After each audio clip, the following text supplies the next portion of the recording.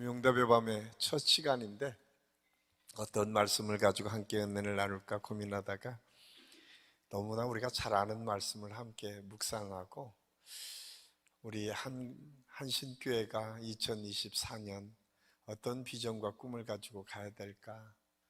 사실은 하나님께서 기뻐하시는 교회라고 하는 주제를 가지고 우리가 시작을 했는데 사실 그 모델이 어딘가? 바로 초대교회입니다. 아마 모든 교회가 가장 많이 슬로건으로 거는 목표와 목적이 바로 초대교회에 있습니다. 왜냐하면 거기에서 처음 교회가 시작되었고 또 그곳을 통해서 진리에 대한 믿음과 삶과 사역과 그 열매들이 가장 모범적인 형태로 나타난 것이 초대교회이기 때문에 그렇습니다. 특별히 오늘 우리가 읽은 사도행전 2장 42절에서 47절까지 말씀이 어쩌면 초대공동체, 초대교회의 가장 아름다운 모습을 그려주고 있는 본문입니다. 사실 초대교회는 아주 큰 교회가 형성돼 있었던 적도 아니고 복잡하게 여러 조직들이 있었던 것도 아닙니다. 여러 직분이 있었던 것도 아니고 어느 교단에 속해서 이 교단마다 특색이 있었던 것도 아닙니다. 엄청난 재벌이 있거나 출석 교인들이 아주 많았던 것도 아닙니다.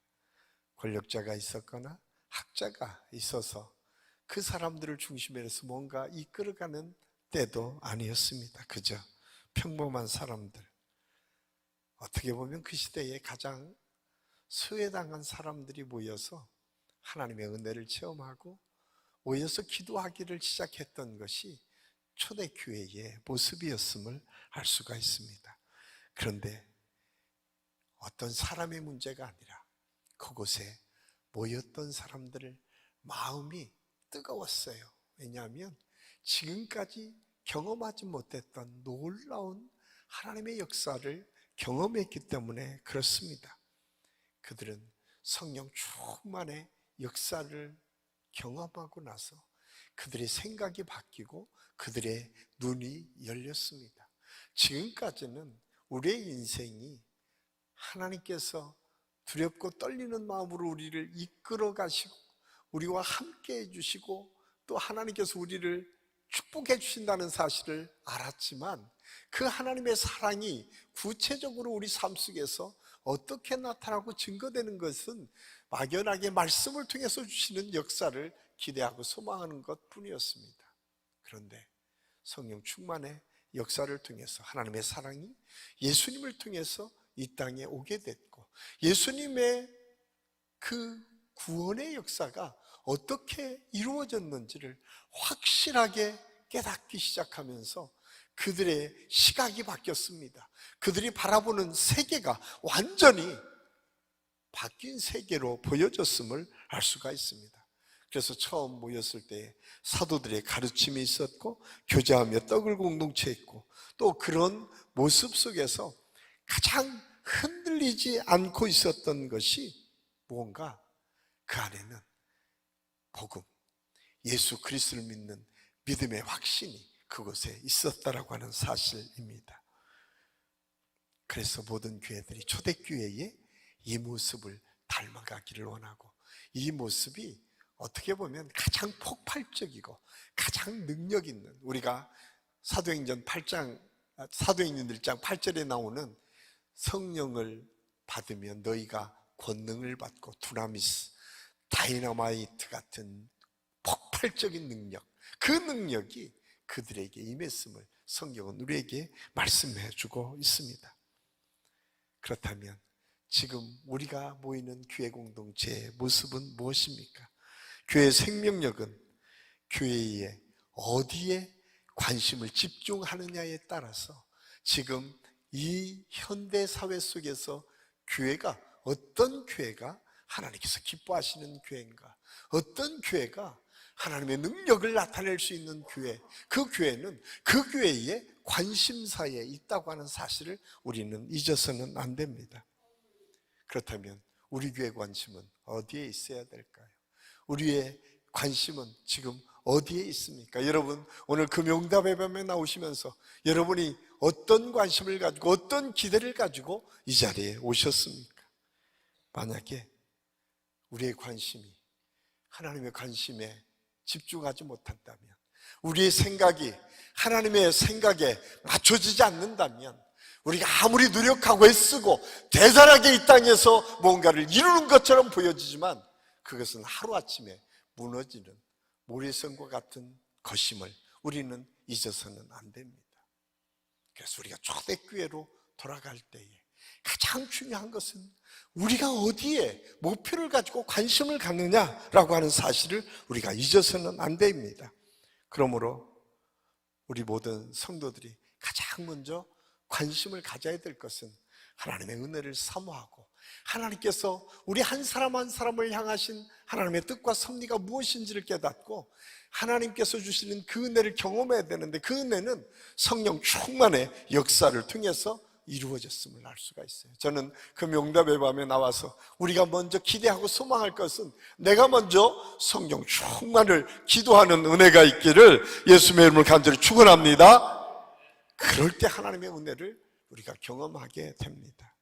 뿐만 아니라 또 하나의 관심은 무엇입니까? 생명의 구원의 역사가 어디에 있는지, 우리 교회의 관심은 아직까지 믿지 않는 사람들에게 예수 그리스도의 복음이 증거되어서 날마다 더해지는 역사, 생명의 새롭게 구원의 역사가 계속 이어지는 교회가 될 때에 그것이 하나님의 은혜고 축복인 것을 우리가 알 수가 있습니다. 이러한 초대교회 부흥은 먼저 기초가 단단해야 되는데, 성령 충만과 하나님의 말씀의 기초가 단단할 때에 부흥의 역사가 있고 구원의 역사가 있고 하나님의 능력의 역사가 있었음을 알 수가 있습니다. 그렇다면 오늘 우리가 읽은 사도행전 2장 42절에서 47절까지 말씀을 통해서 주시는 초대교회의 관심은 어디에 있었을까? 가장 먼저는 구원의 역사가 있는 교회였음을 알 수가 있습니다. 교회의 출발은 새 생명의 탄생부터 출발합니다. 생명이 계속 태어나는 것, 그 생명에 태어나는 것은 예수 그리스도를 믿는 사람들이 많아지는 것을 의미합니다. 교회는 예수님을 나의 주 나의 하나님으로 고백하는 것에서부터 출발했습니다. 사실 사도행전을 우리가 쭉 읽어보면 성령 충만의 역사를 경험했던 사도들과 120문도가 나와서 예수 그리스도의 복음을 증가하기를 시작합니다. 대표적으로 사도 베드로가 하나님의 말씀을 선포했을 때 그들을 박해했던, 그들을 핍박했던 유대인들이 듣고 마음을 찢고 가슴을 찢고 우리가 어찌할꼬, 우리가 어떻게 해야 구원을 얻겠느냐라고 사도 베드로에게 묻습니다. 그때 사도 베드로가 세례를 받고 죄사함을 받으라고, 예수 그리스도를 믿는 믿음을 통해서 세례를 받고 죄사함을 받으라고 말씀하고 있습니다. 사실 초대교회의 핵심, 우리 한신교회가 놓치지 말고 끊임없이 기도하고, 여러분이 금요 응답의 밤에 와서, 아니 여러분이 신앙생활을 하면서 끊임없이 기도해야 될 것이 무엇인가? 우리 교회는 생명의 구원의 역사가 계속 일어나는 교회가 되기를 위해서 기도해야 될 줄로 믿습니다. 믿지 않는 사람, 그들이 와서 예수님을 만나게 되는 것, 옆에 있는 교인들이 많이 와서 우리 교회에 채워지는 것, 이것이 목표가 아니라 우리 교회를 통해서 처음 예수님을 알게 되고 우리 교회를 통해서 생명의 역사를 경험할 수 있는 사람들이 많은 교회, 그것이야말로 이 땅의 진정한 우리 주님께서 원하시는 부흥이고 우리 주님께서 이 교회를 통해서 세우려고 하는 계획이라고 하는 사실을 우리는 잊어서는 안 됩니다. 그렇기 때문에 우리가 매 순간 모일 때마다 기도해야 될 것은 생명의 역사가, 생명의 구원의 역사가 우리 한신교회에서 끊어지지 않게 하여 주시옵소서. 단순히 그냥 제가 허공에 치는 목표가 아니라 적어도 1년에 우리 교회에서 100명 이상 세례를 베푸는 교회로 성장했으면 좋겠다. 한국 교회가 10,000명, 20,000명 되는 교회도 1년에 200명, 300명 세례 주는 교회가 그렇게 많지 않다는 사실을 아십니까? 숫자는 계속해서 새가족은 오는데 구원의 역사는 이루어지지 않아요. 이쪽 주문회에서 이쪽 옮기는 거예요. 하나님 편에 보면 그대로예요. 어쩌면 그렇게 넣다가 빠져나가는 사람들이 더 많은 현실이 오늘 한국교회의 현실입니다. 저는 우리 교회의 비전과 꿈이 무엇일까? 하나님께서 기뻐하시는 교회가 무엇일까? 생명의 구원의 역사가 있는 교회. 그걸 위해서 우리 모두가 기도할 수 있기를 간절히 소원합니다. 왜냐하면 이 생명의 구원의 역사가 온 천하보다 귀한 하나님의 역사를 이루어가는 길이기 때문에 그렇습니다.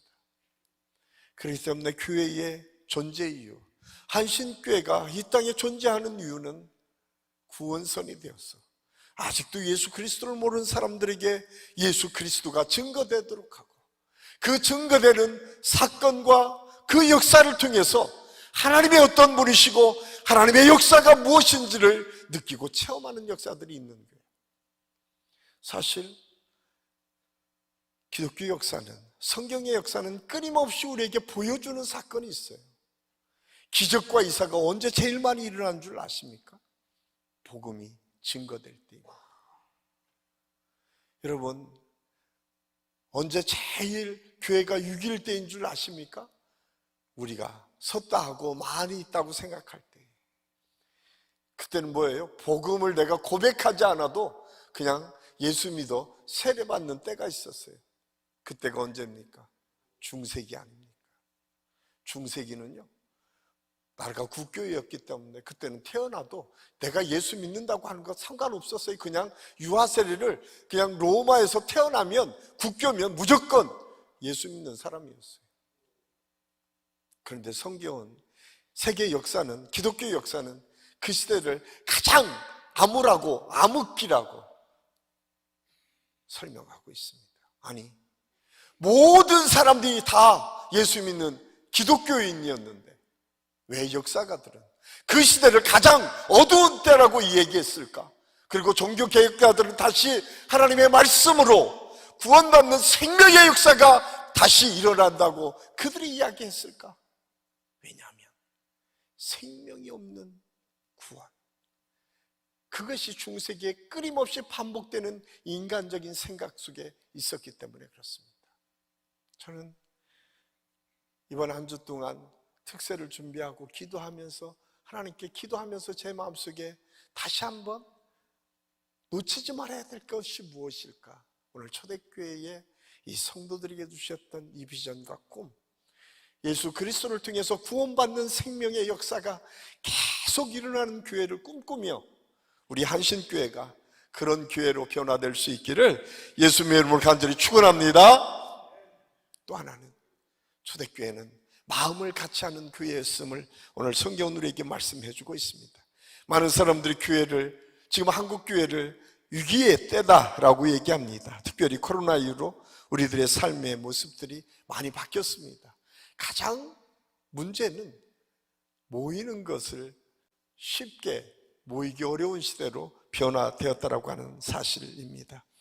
여러 가지 산업사회의 발달, AI의 발달, 여러 가지 삶의 질이 향상되면서 모이는 것보다는 각자의 유익을 위해서, 각자의 삶을 위해서 더 많은 시간을 보내는 것이 그냥 일상이 되어버린 시대를 지금 우리가 살고 있습니다. 조금만 여유 있으면, 요즘은 많은 젊은이들이 이제 돈보다는 자기 시간을 할애하는 시간을 더 갖기를 원하는 것이 요즘 젊은이들이 직장을 선택하는 이유라고 이야기를 합니다. 그냥 탄력근무제가 더 많아져서요, 이제는 시도 때도 없이 퇴근도 하고 출근도 할 시대가 됐어요. 이제 굉장히 많은 회사에서 재택근무를 통해서 무엇인가 자기를 실현할 수 있는 길이 훨씬 더 자유롭게 이루어지는 시대를 지금 우리가 경험하고 있습니다. 그럼에도 불구하고 성경은 우리가 초대교회 모습 다시 한번 우리에게 다시 회복해야 할 것이 무엇인가? 마음을 함께하는 것인데, 마음을 함께하면서 가장 대표적으로 나왔던 것이 오늘 말씀해 보니까 모이기를 힘썼다라고 말씀하고 있어요. 저는 우리 한신교회가 모이기를 힘쓰는 교회가 될 수 있기를 간절히 소원합니다. 초대교회가 그런 교회였어요. 그래서 그 모여서 그들이 모이기를 힘써서 무엇을 했는가? 가장 먼저는 모이기를 힘쓰면서 기도했어요. 그래서 그 명답의 밤이 그렇게 중요한 거예요. 우리가 잘 아는 것처럼 사도행전 1장 하반절에 보면 마가다락방에 120문도가 하나님의 예수님의 명령을 순종함으로 뜨겁게 기도했을 때 성령 충만의 역사를 통해서 하나님의 권능의 역사를 경험하게 됩니다. 다시 우리 한신교회가, 다시 이 시대의 한국교회가 권능을 받기 위해서 하나님 앞에 기도의 자리를 지킬 수 있을 때에 함께하는 하나님의 은혜뿐만 아니라 그 은혜를 통해서 하나님의 권능의 역사가 우리에게도 동일하게 일어날 줄로 믿습니다. 기도할 때마다 꼭 두 가지 여러분 놓치지 말고 기도해 주시기를 바랍니다. 하나는 우리 교회 사역자들을 위해서 기도해 주십시오. 저와 우리 교회 목회자들이 정말 말씀 충만, 은혜 충만, 성령 충만에 통해서 우리 교회 사역을 감당할 수 있도록 여러분의 기도가 필요합니다. 사실은 지금 시대에는요, 하나님의 사역자로 부름받아서 산다라고 하는 것이 결코 쉬운 시대가 아닙니다. 점점점 많은 분들이 그런 얘기를 해요. 왜 요즘 그렇게 신학교가 그렇게 점점점 사람이 줄어드는가? 그 길이 쉽지 않기 때문에 그래요. 제가 그런 얘기를 했어요. 예전에는 그래도 소명을 가지고 사명을 가지고 살아가는데 너무나 큰 은혜 때문에, 그 은혜 때문에 살았는데 요즘 시대는 사역자로 살면 그냥 내가 상당히 많은 부분을 포기하지 않으면 사역을 하기 어려운 시대를 이미 지내오고 있어요. 그래도 우리 교회에서 사역하는 것만 해도 괜찮죠? 우리 부교장님 정말 우리 교회만 해도 괜찮은 거예요. 여러분, 한국 교회에 죄송하지만 한 70~80%가 미자립 교회입니다. 미자립 교회라고 하면 한 달에 200만 원도 없이 살아가는 사역자가 80%가 넘는다고 생각하십니까? 그런데 우리는 그런 부분에 대해서는 별로 신경 쓰지 않아요. 노력하지 않는다, 애쓰지 않는다만 생각을 하지. 한국교회가 그런 현실에 있습니다. 우리가 기도하지 않으면 이제는 더 이상 사역자가 배출되지 않는 시대가 곧 다가옵니다. 우리가 기도해야 돼요. 왜? 복음이 계속 이어지려고 하면 사역자들이 바로 서야 돼요. 사역자들이 기도해야 되고요, 사역자들이 능력을 가지고 주님의 말씀을 선포할 수 있을 때에 한국교회가 건강해질 수 있기 때문에 그렇습니다. 저는 우리 교회를 위해서 여러분이 기도하실 때 먼저 우리 사역자들이 말씀에 설 수 있도록 건강을 지켜주시고 그 가정을 지켜주시고 사는데 부족함이 없도록 하나님께서 함께 해주시기를 위해서 기도해 주시기를 바랍니다. 또 하나 우리가 기도해야 될 게 있어요. 그것은 우리 교회 안에서 다양한 사역들이 있습니다. 사실 우리 목회자만 사역을 하는 것이 아니라 우리 교회 안에 이름도 없이 빛도 없이 숨어서 사역하는 많은 분들이 있어요. 그분들을 위해서 기도해 주셔야 돼요. 사실은 그분들이 우리 교회를 건강하게 세워가는 아주 중요한 역할들을 감당합니다. 우리 장로님들과 권사님들과 한수 입사님들과 또한 모든 팀장, 국장, 그분들을 위해서 그냥 국장 임명한다고 그냥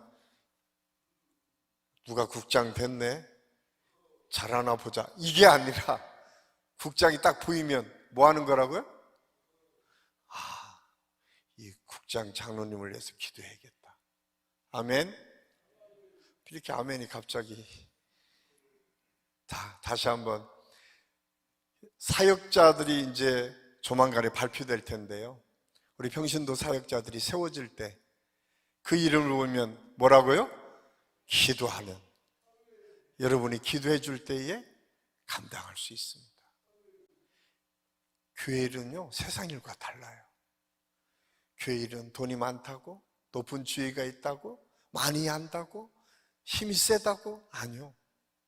여러분의 기도를 통해서 우리 교회의 사역자들과 또 부름받은 우리 평신도 사역자들이 다 그 일들을 감당할 수 있습니다.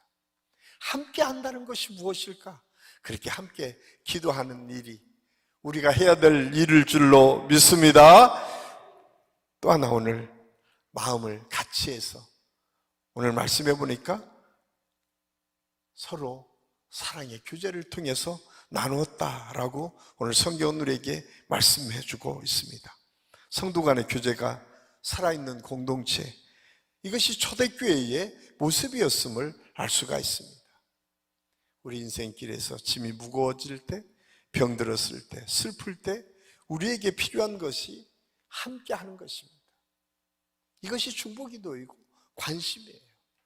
그래서 우리 성도들 간에 관심을 갖고 우리 목장 식구들을 돌볼 수 있어야 돼요. 관심을 가지고 우리 이음세대 아이들을 바라볼 수 있어야 돼요. 관심을 가지고 우리 사역팀들을 돌아볼 수 있어야 돼요. 이것이 사랑의 교제의 모습인 것을 알 수가 있습니다.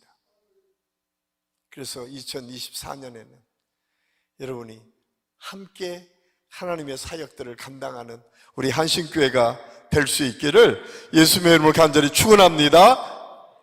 그럴 때 하나님의 놀라운 능력의 역사가 일어납니다.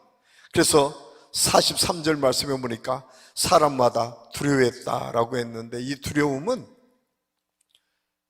오늘 새벽에도 말씀드렸지만 경외함, 이 경외함이 아닙니까? 좋아함으로 두려워하지고 내가 존경함으로 두려운 이 경외함이 그 속에 담겨져 있는데, 이 사랑의 교제는 물질의 많고 적고를 뛰어넘는 능력이 생깁니다. 지혜와 지식이 많고 적음, 이 사회적 지위가 높고 낮음, 이런 것들을 다 뛰어넘는다라고 하는 사실을 말씀해 주고 있어요. 그것이 초대교회의 모습들이었어요. 사실 로마 시대에 처음 기독교가 들어가서 로마 사람들이 얼마나 그들을 비웃고 비난했는지 몰라요. 왜? 수준 이하의 사람들이 모여 있으니까. 그런데 그들이 살아가는 모습을 보고 깜짝 놀란 거예요. 이미 로마 시대의 시민권은요, 우리가 지금 생각하는 인권을 다 가지고 살았어요. 그들은 태어나면서 자라면서 문화나 모든 환경에 여러 가지 종교를 그냥 다 터득하는 것처럼 살았어요.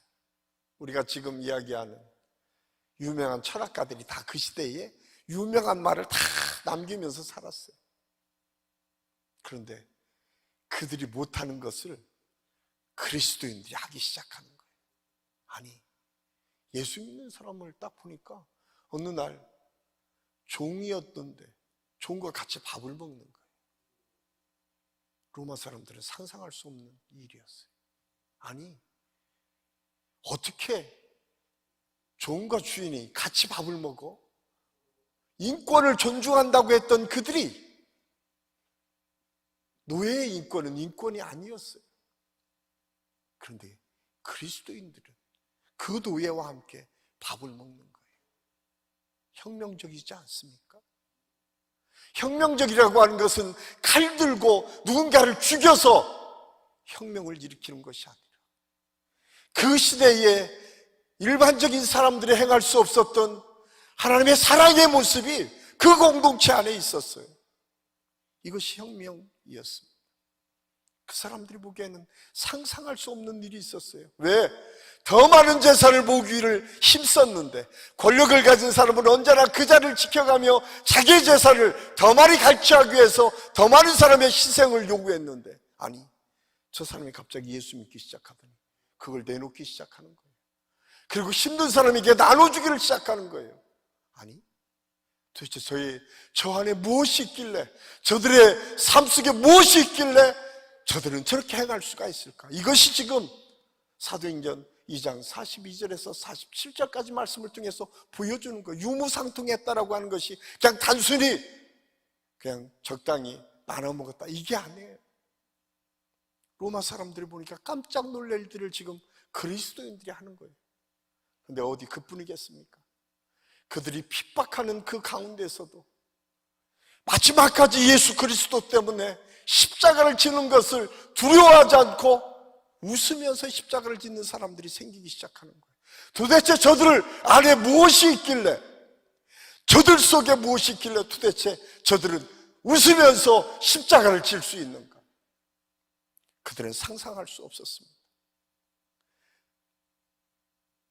어떻게든 그 자리를 피해서, 어떻게든 그 자리를 모면해서 내가 살아남기를 원했었는데, 그리스도인들은 예수 그리스도를 믿는 믿음을 가지고 십자가를 질 때에 줄을 서서 십자가 짓는 모습들을 보고 그들은 깜짝 놀랍니다.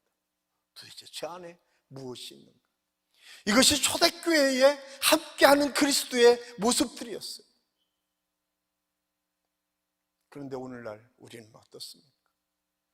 우리는 능력이 있기를 원합니다. 그러면서 능력이 하나님께 있는 것이 아니라 물질에 있다고 착각할 때가 있지는 않습니까? 우리 사람의 관계를 통해서 뭔가 이루려고 한다고 그렇게 생각하며 살고 있지는 않습니까? 오늘 초대교회는 그렇지 않았어요. 함께 할 때에 우리가 상상할 수 없는 하나님의 능력들이 그 안에 있었음을 성경은 우리에게 말씀해 주고 있어요. 오늘 우리가 사도행전 2장 42절에서 47절까지 말씀을 읽었지만 이 짧은 구절 속에 그 역사가 담겨져 있습니다. 그러니까 그렇게 막강한 로마가 무릎을 꿇고 예수 그리스도의 복음을 받아들일 수밖에 없죠. 그것이 초대교회의 모습이었습니다. 저는 우리 한신교회 안에 이런 믿음이 회복될 수 있기를 간절히 소원합니다. 그래서 성경은 그렇게 말씀해요. 마지막으로 초대교회는 세상 사람들이 인정하고 칭찬하는 모습이 있었다라고 오늘 성경은 말씀해주고 있습니다. 우리 47절 말씀 우리 같이 한번 읽겠습니다. 하나님을 찬미하며 또 온 백성에게 칭송을 받으니 주께서 구원받는 사람을 날마다 더하게 하시니라. 아멘. 제가 꿈꾸는 우리 한신교회의 모델입니다. 날마다 더해지는 교회, 예수 그리스도의 복음의 사람들이 날마다 더해지는 교회. 아직까지 예수 믿지 않는 사람들이 이 교회에 와서 예수를 믿고 구원받는 사람들 때문에 날마다 더해지는 역사가 있는 교회 뿐만 아니라 이들이 어떻게 그들을 통해서 하나님의 역사를 이룰 수 있을까요? 사실은 우리가 사도행전 6장 1절에서 3절까지 말씀하면 초대교회 집사들을 세우는 장면이 나옵니다. 그때 세우는 장면에 처음 이유가 뭔지 아십니까? 구제하는 일에 서로 분쟁이 있었기 때문에 그랬다라고 성경은 기록하고 있어요. 이 사실을 통해서 우리가 알 수 있는 것은 무엇인가? 그리스도인들끼리 유무상통한 것으로 그치지 않았다는 거예요. 그 당시에 힘들고 어려운 이웃들을 돌볼 줄 아는 넉넉한 마음이 그리스도인들에게 있었다라고 하는 사실을 성경은 우리에게 말씀해 주고 있습니다. 그렇기 때문에 세상 사람들이 갖지 못했던 은혜가 그들에게 있었어요. 물질을 자기들 것만이 나누지 않았어요. 교회만 위하지 않았어요. 그 당시에 로마 식민지였던 이스라엘에는 가장 힘든 계층이 과부들이었습니다. 갑자기 남편이 없어서 제대로 살 수 없는 사람들, 과부와 고아들을 돌보는 일에 교회가 힘썼다라고 성경이 기록하고 있어요. 저는 우리 안신교회가 다시 한번 우리가 여러분 기도하면서 미랄 헌금을 제가 부탁을 드렸지만 우리 한국 교회를, 어려운 교회들을 돕는 교회, 또 우리 교회가 이 주변에, 아직도 우리 주변에 보이지 않는 곳에 힘들고 어려운 이웃들을 돕고 섬기는 일에 쓰임받는 교회가 되기를 간절히 소원합니다. 우리가 잘 살아야 될 이유가 어디에 있어요? 그 일들을 감당하기 위해서, 우리가 쓰임받기 위해서 그렇게 잘 살아야 되죠. 우리가 뭔가 사업을 성공하고 목표를 세워야 될 이유가 어디에 있어요? 그것을 통해서 또 다른 사람을 건강하게 세워가고 그들을 나눌 수 있는 넉넉함이 우리에게 있기 위해서 기도하고 그 목표를 세우는 것. 그래서 흘려보내는 역사를 우리 교회가 계속 이어가는 그런 능력 있는 교회로 세워질 때에 하나님께서 기뻐하시는 교회, 하나님께서 세상 사람들에게도 인정받고 칭찬받는 교회로 성장하게 될 줄로 믿습니다. 그런데 오늘 47절에는 이렇게 결론을 맺습니다. 주께서 구원받는 사람들을 날마다 더하게 하시니라. 여기에서 주께서란 의미는 구원의 주체가 예수 그리스도라는 거예요. 오늘 제가 새벽에도 말씀드렸지만 여러분, 구원의 주체가 우리가 아닙니다. 우리는 쓰임받는 도구일 뿐입니다. 구원의 주체는 언제나 예수 그리스도, 구원의 주체는 언제나 하나님이심을 우리는 놓쳐서는 안 됩니다. 그래서 우리 교회는 담임 목사가 똑똑해서 이끌어가는 것이 아니라 주님이 주인 될 때에 정말 건강한 교회로 성장해 갈 수 있습니다.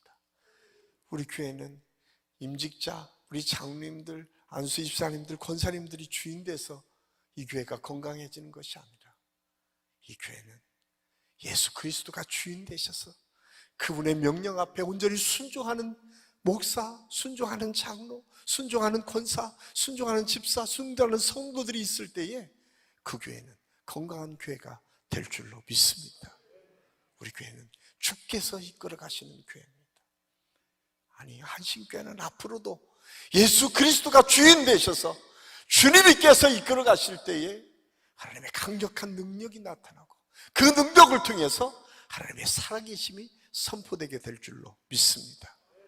우리에게 필요한 것은 그 확신입니다. 오늘 주께서 날마다 더하게 하시는 거예요.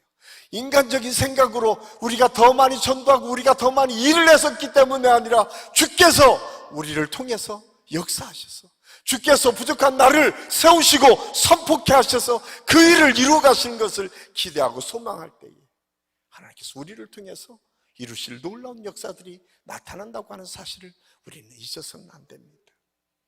그래서 오늘 이 저녁에 저와 여러분이 놓치지 말고 하나님께 부르짖어야 될 것이, 주님, 나를 사용하여 주옵소서.